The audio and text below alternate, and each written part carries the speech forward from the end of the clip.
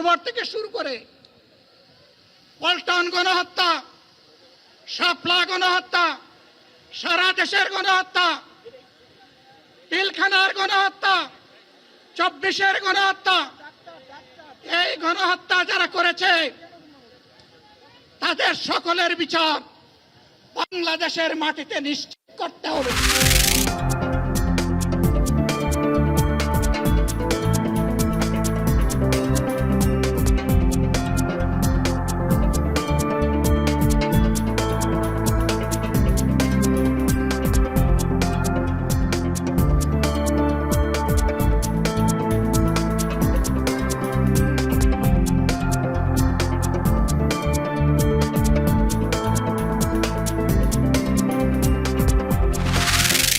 যত দিন যাচ্ছে ততই যারা গণতন্ত্রে বিশ্বাস করে না, যারা জনগণের অগ্রযাত্রায় বিশ্বাস করে না, তারা আবার জোট পাকাচ্ছে।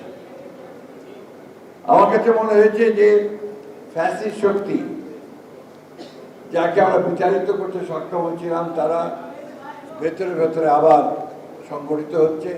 যে সুযোগ আমাদের সামনে এসেছে, এই সুযোগকে যদি আমরা হারিয়ে ফেলি তাহলে বাংলাদেশ আরো বহু বছর পিছিয়ে যাবে।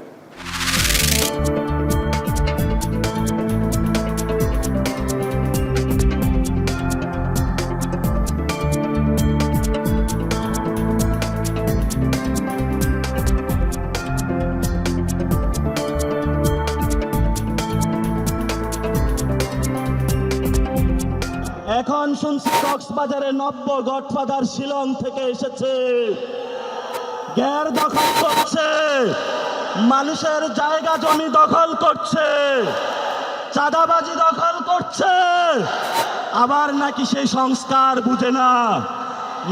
না বললাম, কক্সবাজারের জনতা এই ধরনের সংস্কার বিরোধী, যে পিয়ার বুঝে না, রাজপথে তাদেরকে ঠেকিয়ে দিবে ইনশাআল্লাহ।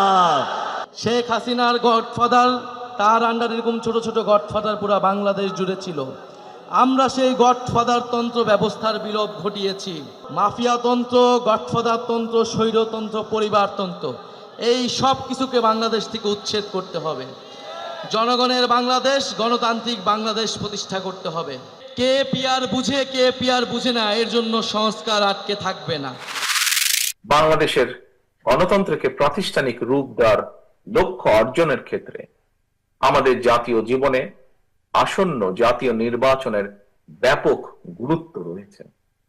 সুতরাং আপনাদের, আমাদের সকলের কোনো আবেগ তাড়িত কিংবা ভুল সিদ্ধান্তের কারণে রাষ্ট্র রাজনীতিতে ভবিষ্যতে আর যাতে কোনো চরমপন্থা কিংবা ফ্যাসিবাদ পুনর্বাসিত হওয়ার সুযোগ না পায়, সেই ব্যাপারে আপনাদেরকে তথা সমগ্র দেশবাসীকে সতর্ক এবং দায়িত্বশীল ভূমিকা পালন করতে হবে। ক্যান্সার সার্ভিস দিতে গেলে তিনটা জিনিস খুব জরুরি হয়। প্রায় সব সার্জারি পেরিফেরিতে হয়, অল্প কিছু সামান্য কিছু ছাড়া। আর কেমোথেরাপি সারা বাংলাদেশের যে কোনো জায়গাতেই দেওয়া যায়। আর মূল সমস্যাটা আমাদের জায়গা হচ্ছে রেডিওথেরাপি। রেডিওথেরাপি মেশিন বাংলাদেশে প্রয়োজন আসলে 160টা, কমপক্ষে 160টা মেশিন দরকার।